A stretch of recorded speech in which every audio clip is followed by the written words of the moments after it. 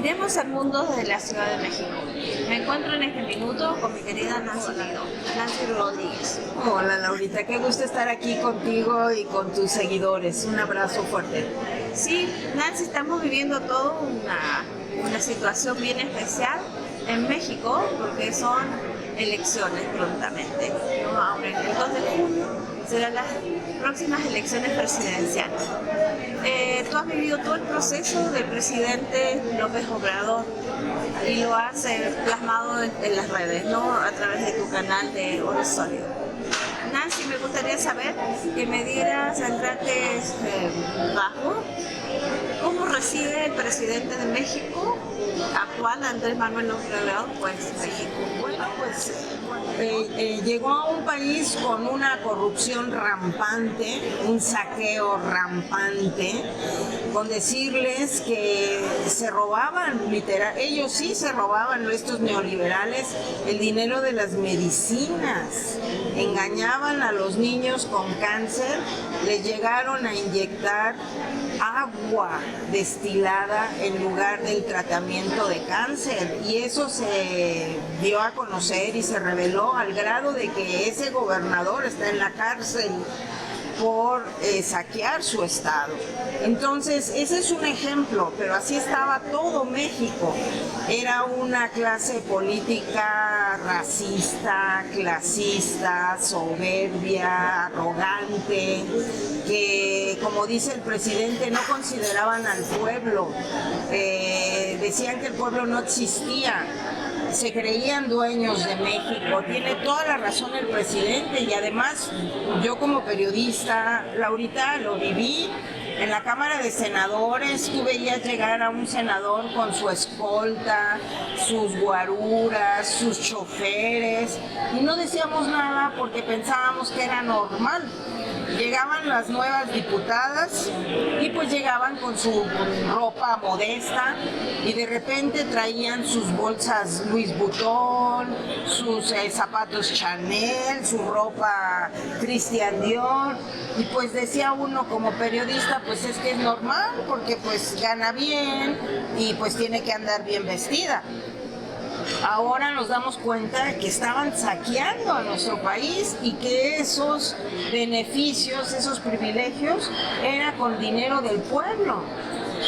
Incluso, Laurita, déjame decirte que en el Senado de la República llegué a ver cómo salían de oficinas de los líderes de los grupos parlamentarios, senadores y diputados, con bolsas, sobres amarillos llenos de fajos de dinero, y pues pensábamos que era normal porque pues eran gastos ahora sí que se necesitaban, cuando no, pues sabíamos que eran todos estos moches y pagos por corrupción, por aprobar leyes en contra del pueblo, para dar concesiones en materia energética, para dar concesiones en materia del agua. Entonces, verdaderamente era un país saqueado, humillado. Tenían humillado al pueblo de México, sometido.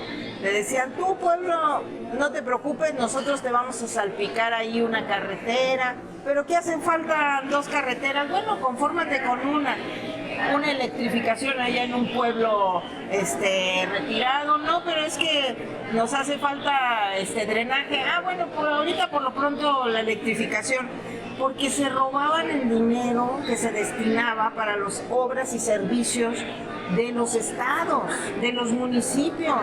No les importaba la pobreza y la desigualdad que se vivía en México. Entonces, sí era verdaderamente una decadencia. Tiene toda la razón. Valores, ¿no? Además, una decadencia en valores, en la política, una clase empresarial que no pagaba impuestos, una clase periodística chayotera que vivía de vender la lengua y la pluma. Entonces llega Andrés Manuel y todo eso cambia, ¿no? Es una revolución de las conciencias, rompe paradigmas, y obviamente los que se creían dueños de México pues empiezan a respingar y a gritar y a denunciar y a incomodarse con él porque no pensaron que fuera capaz de hacer todos esos cambios. Y él no le importó. Yo he dicho en alguna de mis transmisiones que el presidente Andrés Manuel López Obrador ha puesto el pecho por los mexicanos. Porque imagínense ustedes cuántas amenazas de muerte no recibirá. ¿Y saben cuánto o cuándo nos ha dicho? Nunca. Pero con todo esto, imagínense que un empresario no había pagado 15,000 millones de pesos.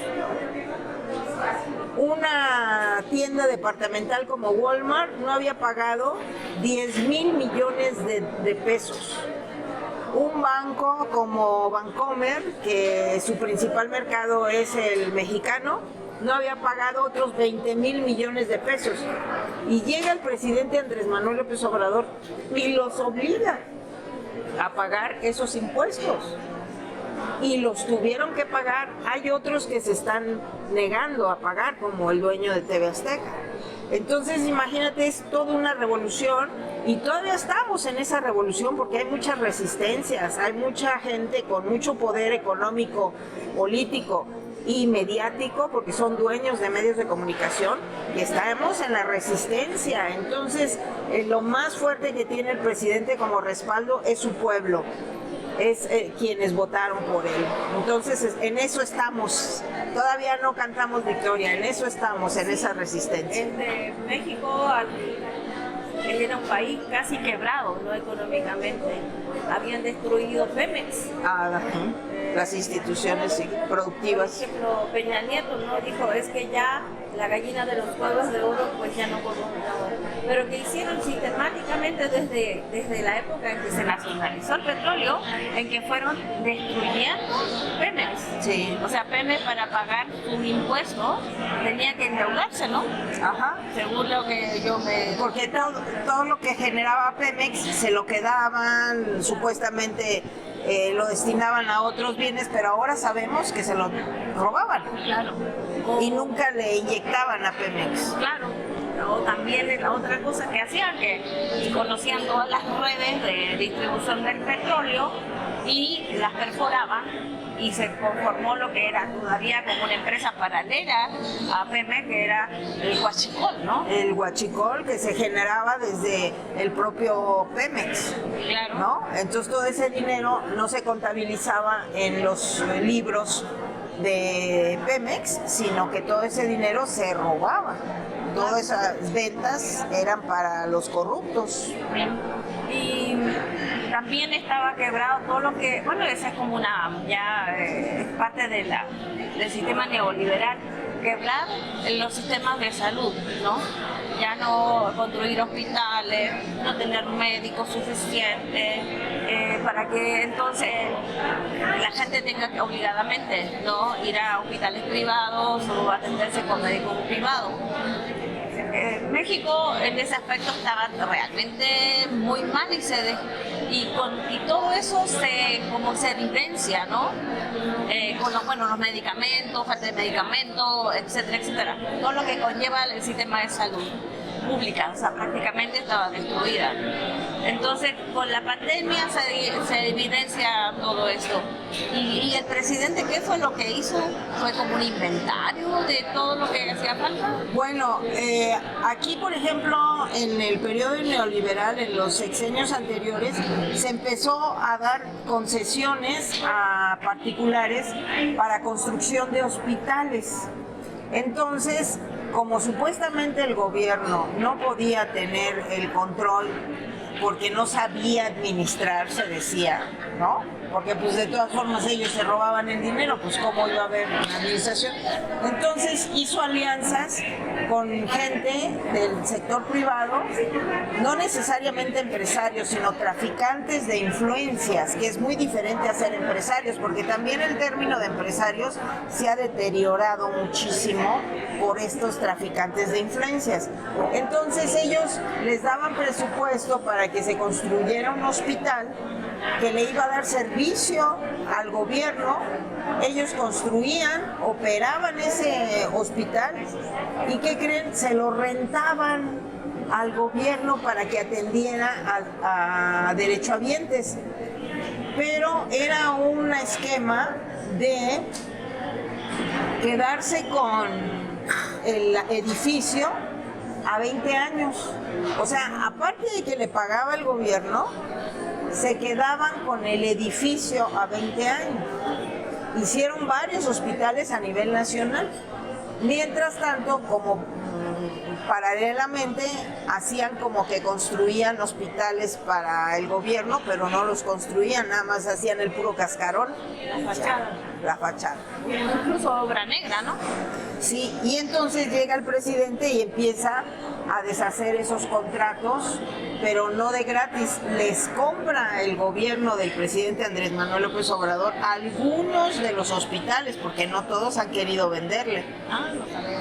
Entonces siguen cobrando como si fueran de ellos los hospitales, porque ese fue el acuerdo corrupto que hicieron los gobiernos neoliberales. Seguramente debe de haber un convenio paralelo donde les pasen dinero al político por ese dinero que reciben del gobierno, el moche que le llaman aquí en México.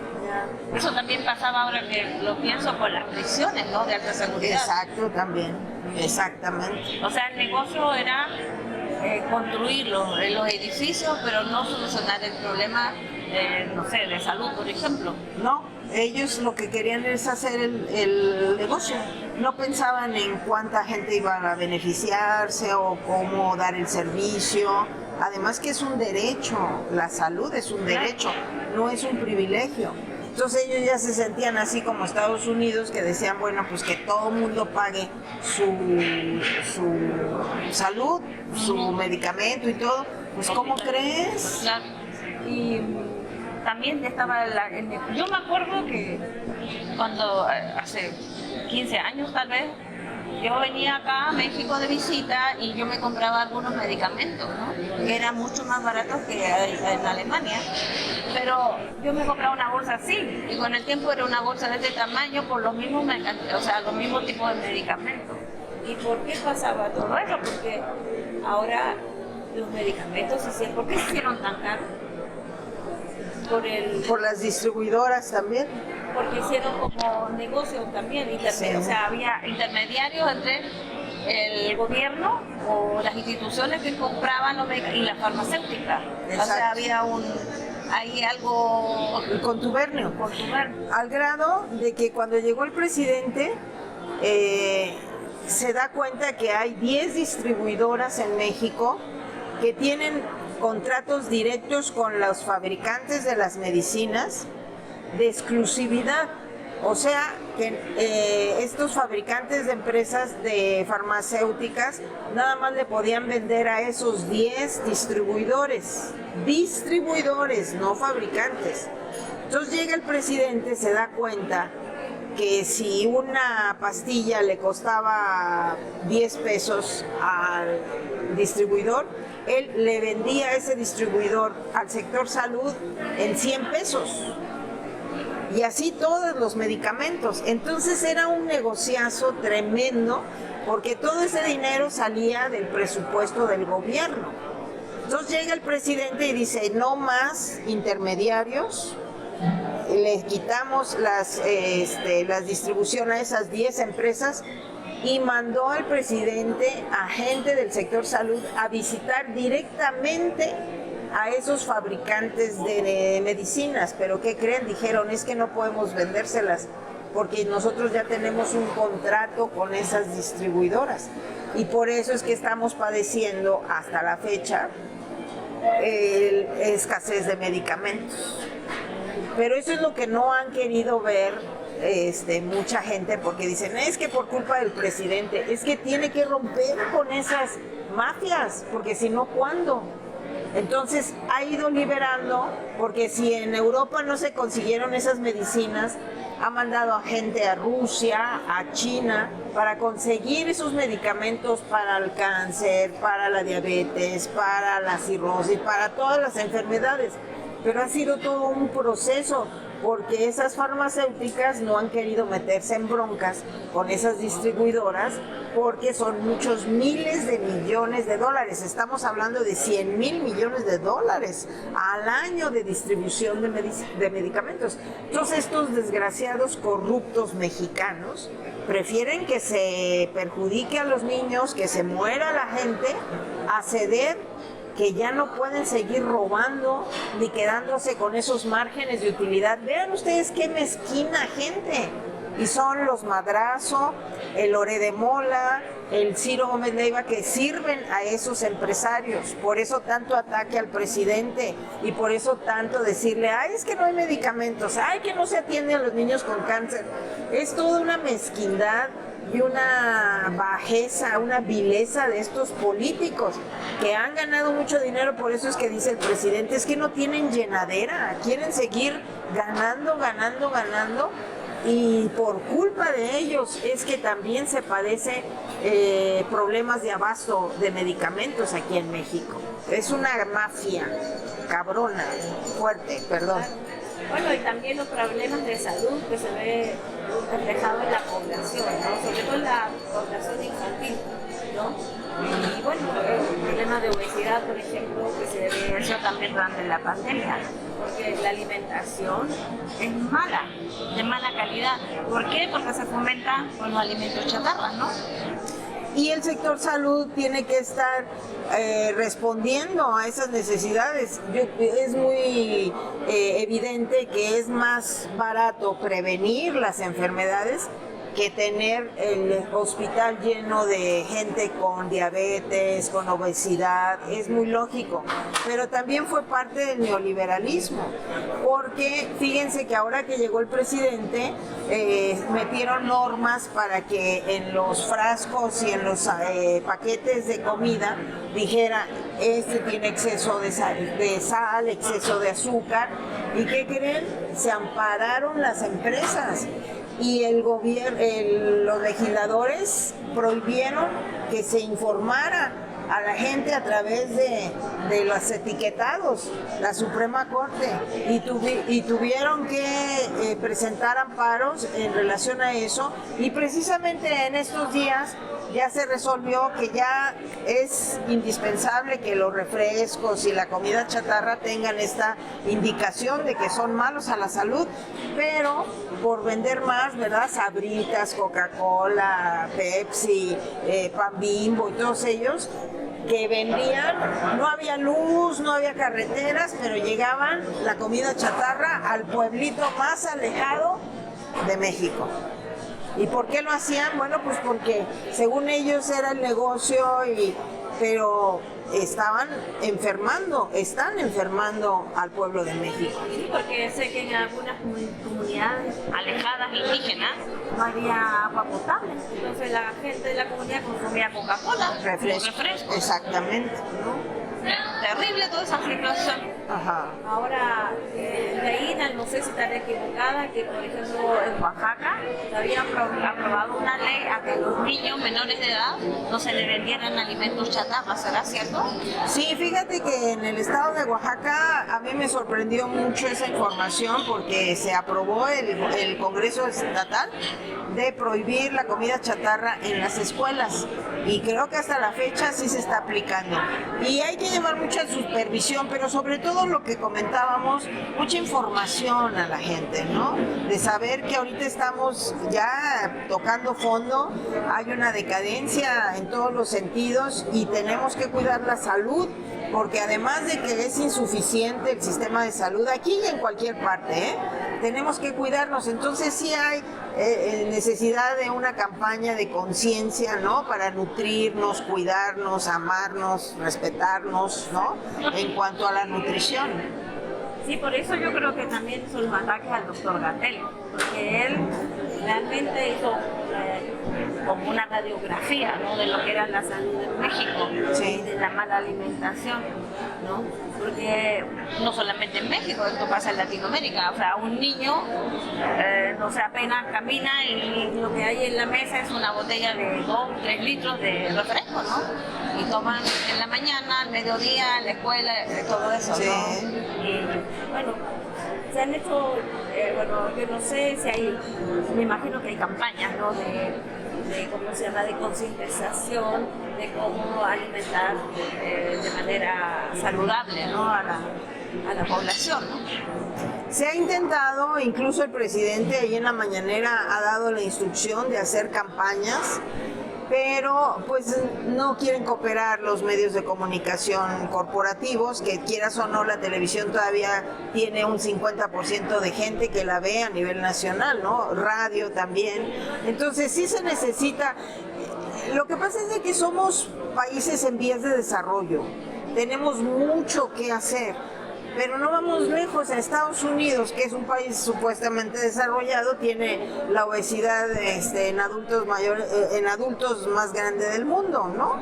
Y allá sí están, pero sí así, los gorditos, hombres y mujeres.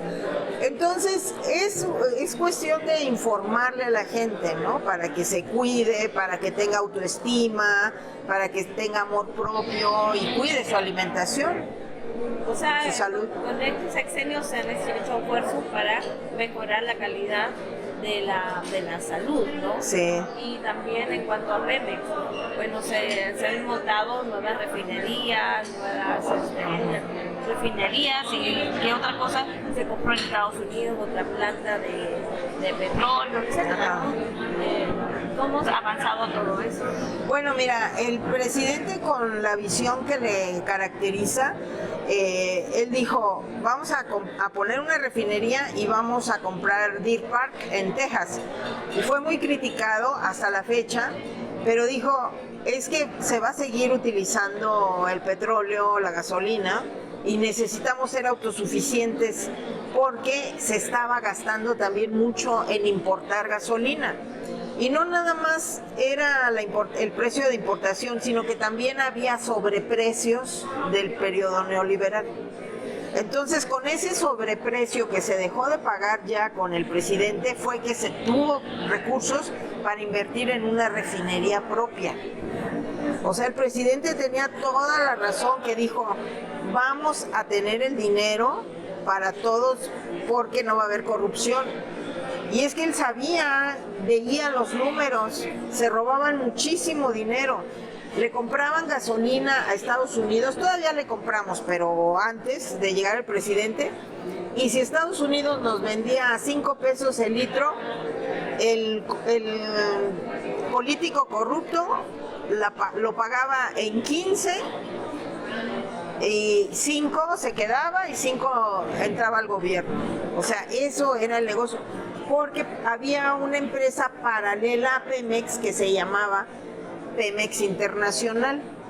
Se creó con Salinas de Gortari, y con Salinas de Gortari crearon esa Pemex Internacional, y ahí es donde se evadía mucho pago y mucho dinero a nivel internacional. Y también cerró esa empresa, está auditada y todo, y la cerró Andrés Manuel. Entonces, no, pues el presidente vio todo el dinero que se podía ahorrar y que se robaban los políticos anteriores, secretarios de Estado, presidentes, tan millonarios, los expresidentes mexicanos, millonarios, viven como reyes con todo el dinero que se robaron de moches y de todo ese desvío de dinero. Y en cuanto a la educación, ¿cómo ha evolucionado durante este sexenio? Pues también se padeció el que querían privatizar el sector educativo. Empezaron a no fomentar la educación pública porque pues no tenían el talento de dirigir, ¿no? Los gobiernos neoliberales. Ellos querían vender y vender y vender. Entonces empezaron a dar autorizaciones para escuelas a todos los niveles, primaria, secundaria, preparatoria, universidades, Incluso les daban hasta financiamiento a sus propios amigos para que pusieran escuelas, guarderías particulares, y entonces a desincorporar al Estado mexicano, supuestamente que porque no era eficiente el Estado mexicano, pero no era eficiente porque no querían ser eficientes, no querían hacer su trabajo. Entonces empezaron a fomentar la educación particular, y obviamente en México pues empezó a disminuir la calidad de la primaria, secundaria, preparatoria. Las universidades no se les ha fomentado el que crezcan más a nivel federal gratuita. Entonces ellos decían que no, que la escuela no debería de ser gratuita, que debería de ser privatizada. Y pues como dice el presidente, a lo mejor les alcanzaba para el primer año a alguien que ganaba 10,000 pesos al mes, 5,000 la escuela y lo demás para comer, pero no puedes mantener ese ritmo, y eso es lo que pasó, que la gente dejó de estudiar porque no tenían ya dinero. Si no los aceptaban en las primarias, secundarias, en las preparatorias y universidades, porque ya no había infraestructura donde entraran esos chicos, no tenían además para pagar la preparatoria particular. Entonces fue también una carne de cañón para la delincuencia, esos chicos que no podían ir a estudiar. Es todo un círculo vicioso. Y bueno, hay tantos aspectos que uno puede, pero no hay tanto tiempo, ¿no? Se puede comentar. Pero algo interesante que ha sido un tema de actualidad ha sido las pensiones, ¿no? El sistema de pensiones, cómo ha ido cambiando desde Cedillo, que los trabajadores del ISSSTE y del IMSS, ¿no? Se podían jubilar con el 30%, ¿no? De su sueldo, del último sueldo. Después, con Calderón, cambió a que era solamente el 60%, ¿no? Ajá. Y ahora la reforma que se hizo en el 20, ¿qué? En el 21. En el 21 se quedó en que los trabajadores tenían que recibir 60% más un 40% que era del aporte de los empleadores, de las AFORES, ¿no? Ajá.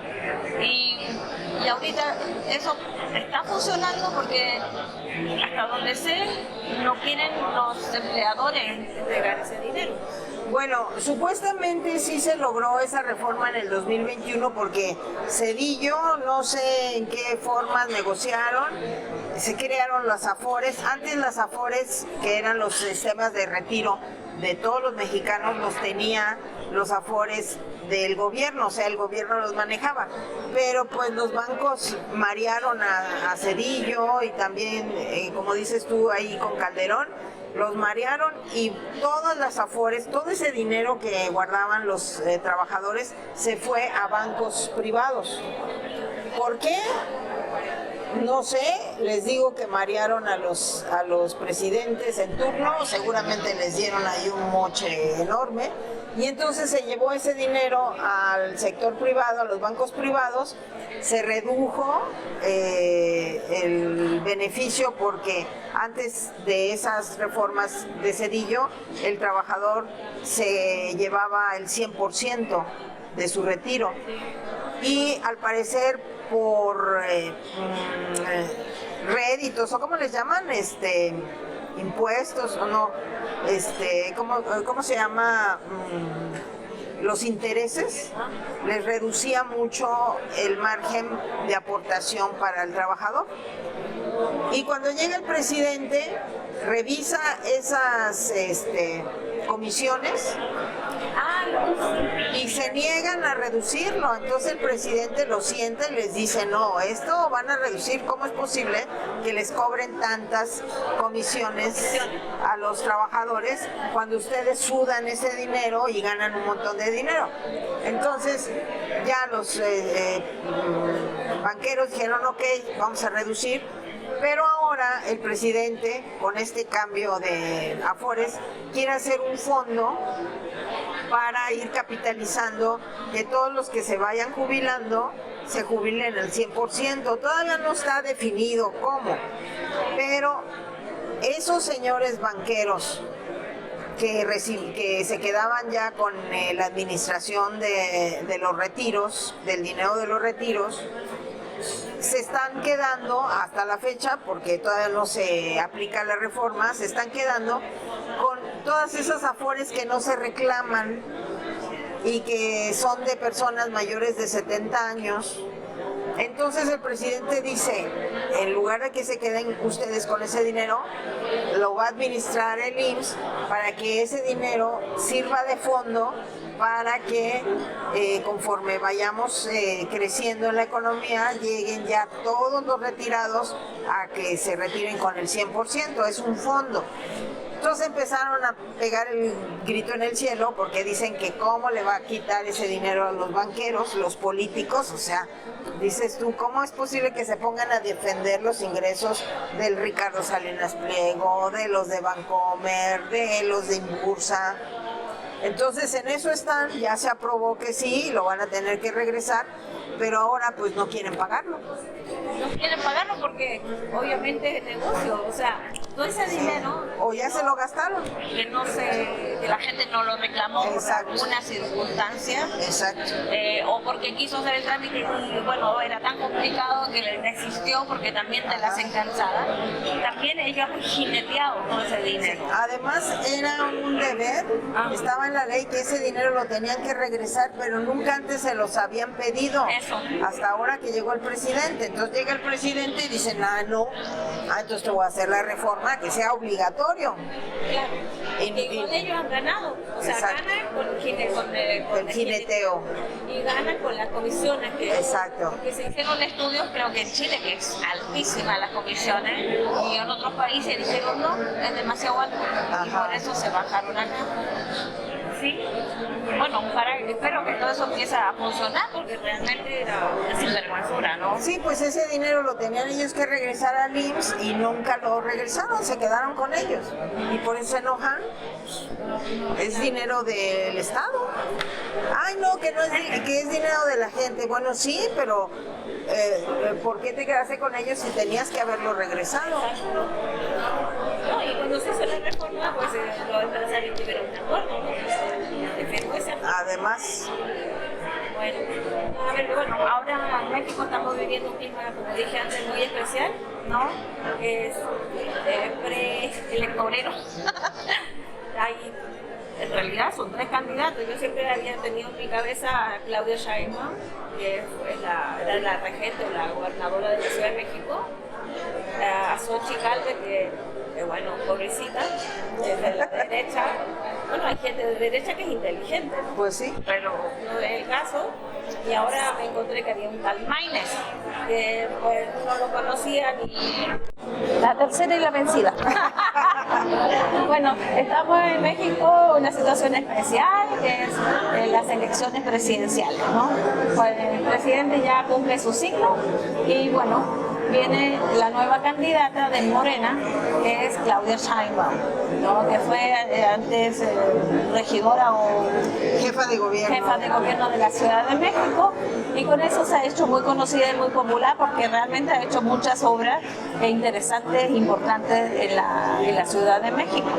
Por otro lado está Xochitl Gálvez, la candidata de la derecha, que no tiene nada que aportar por lo que hemos visto, y aparece un desconocido, que es Maínez, que la verdad se ha hecho más popular que la Xochitl y ya la está rebasando en las encuestas y en algunos estados, ¿no? El debate, bueno, ¿qué pretende mostrar el debate?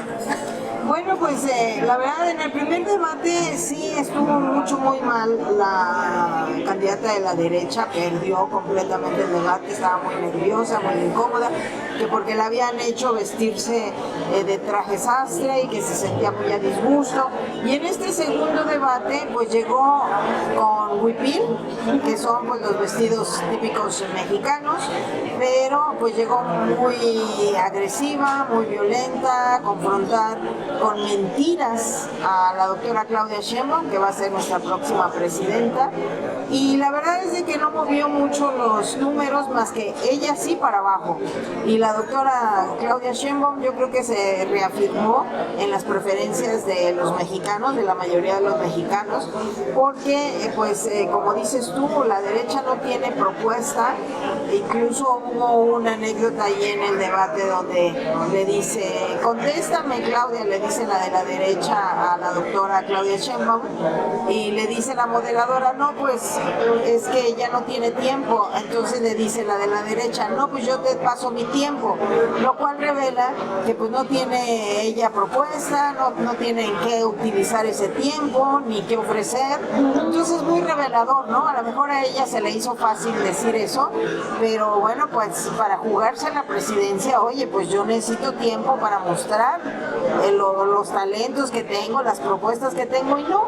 Entonces la verdad es de que la señora se vio muy mal y llamó muy mal a nuestra candidata de Morena, la llamó narcocandidata, con mentiras, no tiene nada que comprobarle.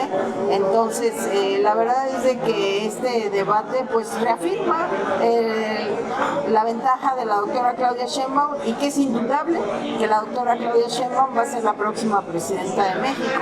Y Maínez, pues la verdad es de que sí creció él en su presencia, incluso le redujo puntos a la de la derecha. Claro, Claudia Sheinbaum será la campeona, la ganadora, pero no porque lo digamos nosotros, o sea, la gente se ha visto que la quiere y tiene una ventaja. La apoya, ¿no? Y tiene una gran ventaja. ¿En porcentaje en cuánto va? Más de 30, ¿no? Hay encuestas que la ponen hasta con 30% de diferencia. Y hay encuestas que yo vi ayer de salida que la ponían al 70% y 15 y 15 a la de la derecha, y al otro que también es de derecha, Maínez. A ese grado.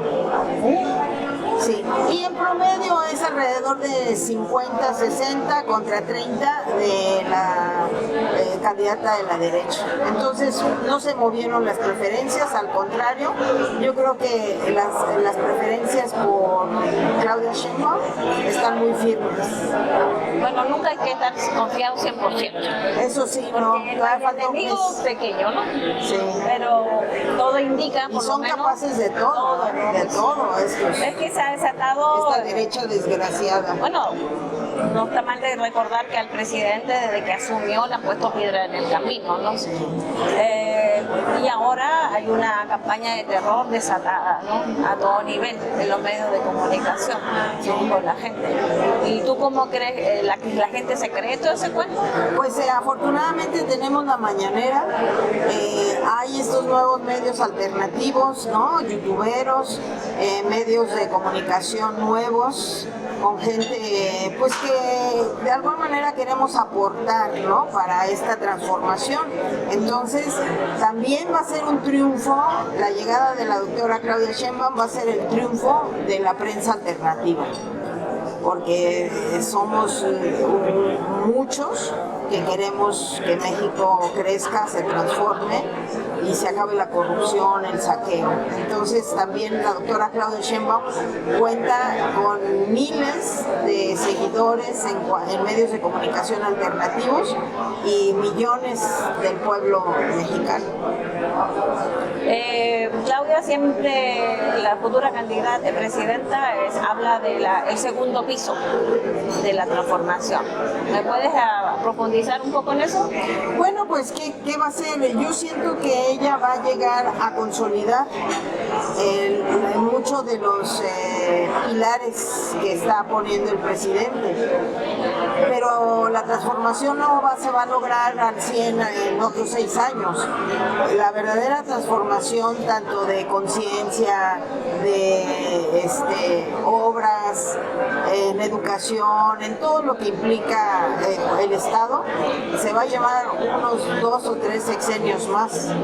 Entonces esto no se va a acabar ahora con el presidente ni con Claudia Sheinbaum. Yo creo que ya es una ruta que millones de mexicanos hemos entendido y que vamos a darle a seguir, porque tenemos que ayudar a muchos a que salgan de la pobreza, de la desigualdad, que tengan estudios, como muchos de nosotros que hemos tenido el privilegio de estudiar y de salir a la vida con condiciones mejores. Hay que ayudar a otros a que tengan esas mismas condiciones. Bueno, entonces ahora el papel, la responsabilidad del cambio está en la gente. En la gente. Claudia Sheinbaum dicen, ay, pues es que no es AMLO. No es AMLO, pero tiene al pueblo. Exacto. A su pueblo, que la apoya. Bueno, la verdad ha sido súper lindo conversar contigo. Este es un tema que da para mucho. Sí.